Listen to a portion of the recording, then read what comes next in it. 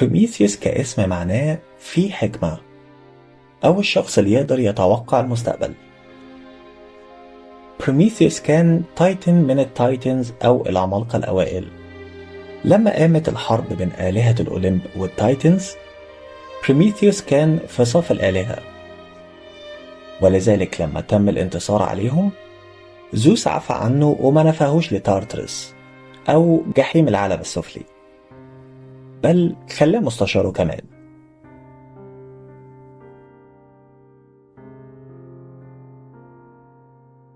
ببداية حكم آلهة الأوليمب ابتدى عصر جديد على العالم، وما كانش فيه بشر ساعتها. بروميثيوس كان ليه أخ اسمه إبميثيوس، والاتنين دول زوس كلفهم بخلق الحياة على الأرض وتشكيل البشر والحيوانات. بروميثيوس هو اللي اهتم بالبشر، وكان أقرب لهم من آلهة الأوليمب، لأنه عمليا هو اللي خلقهم. عشان كده كان عايز يطلعهم في أحلى صورة يقدر عليها، بس بطئه في تشكيلهم كلفه كتير، بحيث إن الموارد اللي أخوه استخدمها لتشكيل الحيوانات خلصت. الحيوانات بقى عندها مميزات زي السرعة والرؤية البعيدة وأسلحة دفاع عن النفس زي القرون والأنياب، بينما البشر يا رب كما خلقتني زيرو. هنا طلب بروميثيوس المساعدة من زوس، اللي كان كل همه من خلق البشر عبادته وتمجيده هو وآلهة الأوليمب، ويبقوا مجرد عبيد سخرة. وكمان للأسف كان عنده عقدة من تاريخ عيلته اللي مليان دم وشقاء وثورات، فما كانش عايز من البشر أي قوة أو سلطة تقدر في يوم تخليهم يتحدوه أو ينزعوا الملك منه. على عكس زوس، بروميثيوس كان بيحبهم جدا، فكان بيسرق معدات وهبات اللي هي الجافتس من الآلهة ويديها للبشر، زي أثينا وهيفاستيوس سرق منهم الحكمة وفنون الحدادة والعمارة، وكان بيديها للبشر ويعلمها لهم.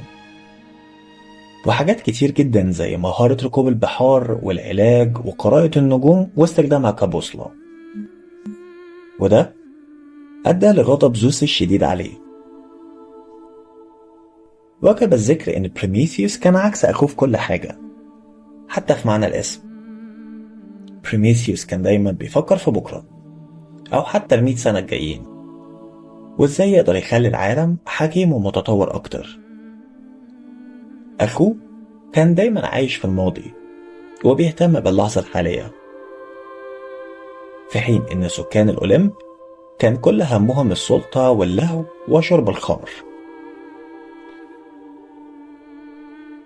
بروميثيوس في يوم ألقى نظرة شفقة على البشر، لقاهم قاعدين بيتدفوا في الكهوف ومش بيطبخوا الأكل لأن ما عندهمش نار.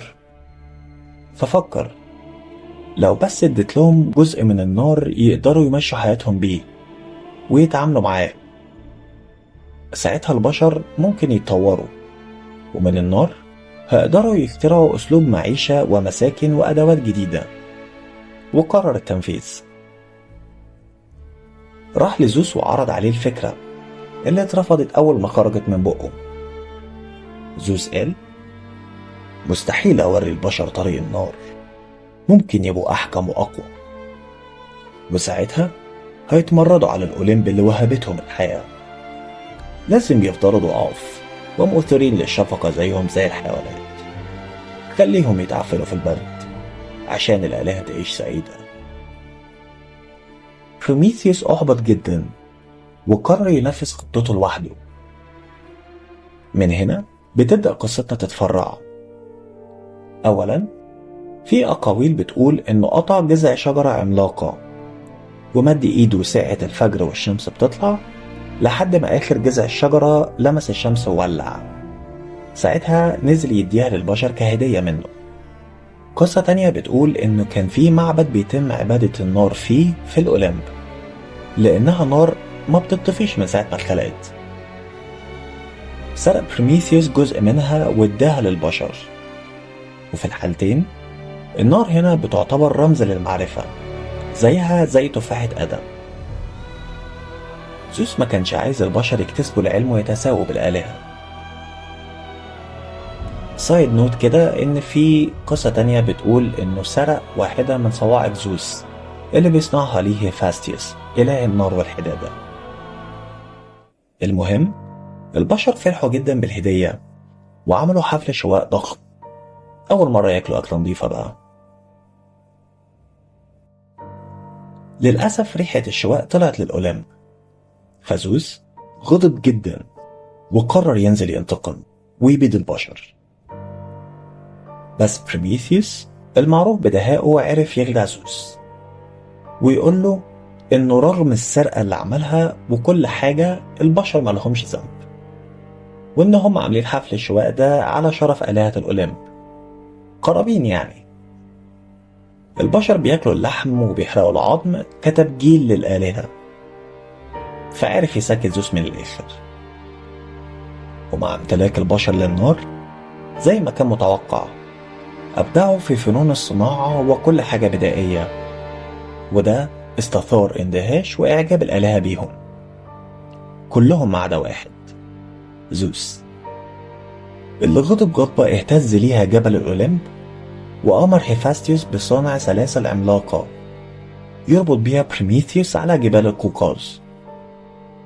كل يوم يجي طائر ضخم اسمه الرخ ياكل من كبده، بس ما بيموتش لأن كبده بينمو تاني مرة في اليوم اللي بعده. عذاب إغريقي بالمعنى الحرفي. بريميثيوس ما كانش زعلان، بالعكس فرح إن البشر هيفضلوا يتطوروا كده، خصوصا إنه كان عارف إن في يوم ما حد من الأبطال هيجي وينقذه.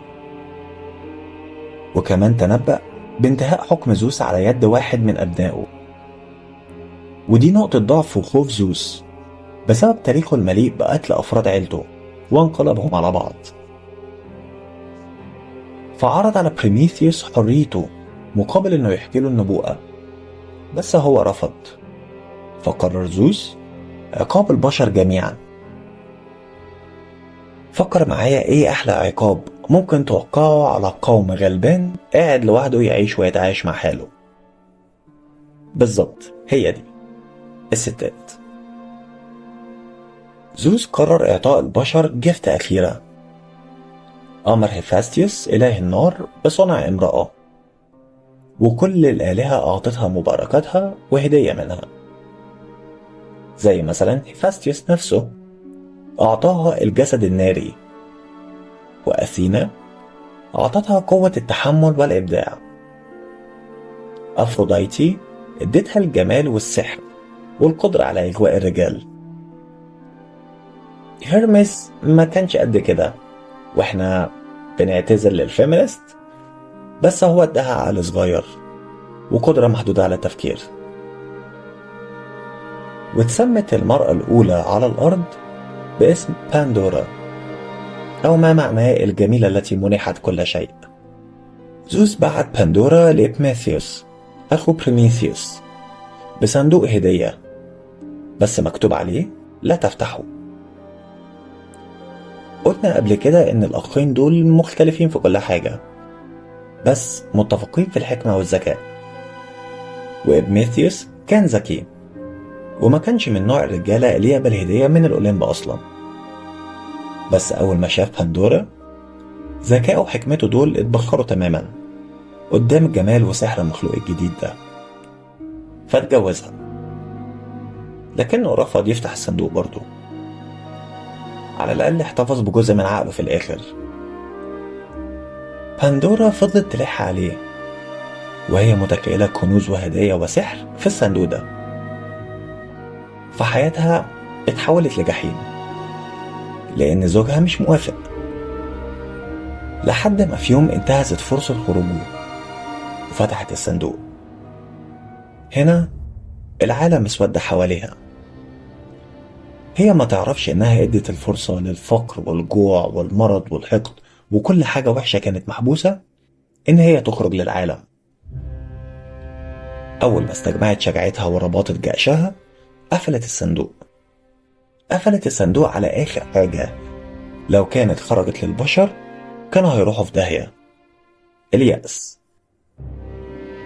عشان كده البشر دايما عندهم ميزة الأمل في عز المصايب، ومش بيتكسروا بسهولة. وبعد 13 جيل بيجي البطل هيركليز عشان ينقذ بروميثيوس من عذابه الأبدي.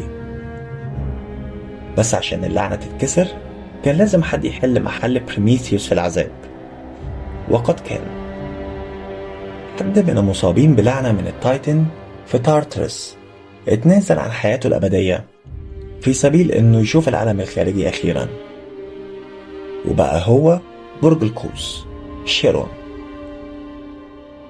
وبعد مناوشات من زوس أفرج عن بروميثيوس أخيرا، بس اداله خاتم مصنوع من السلاسل بتاعته عشان يفكروا إنه ما يتمردش عليه تاني.